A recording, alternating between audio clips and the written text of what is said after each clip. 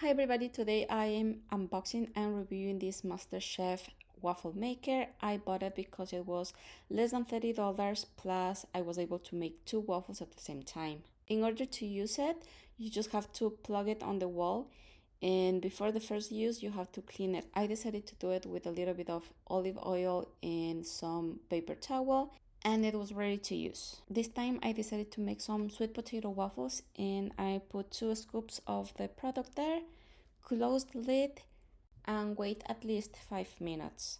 And when the green light turns on, that means that it's ready to take it out. They turned out super nice, and that's why I got excited to make more next week. But here's where everything failed, because by the second time that I used it, the coating was peeling off. I decided to make some chicken waffles, and after maybe 10 of them, I noticed that the coating was peeling off. So I stopped and I decided to clean it with a little bit of water and a paper towel, and I noticed that even more of the coating came out. Truly, I do not recommend you to get this product because it's not worth it. Just buy 2 uses and this is already peeling off.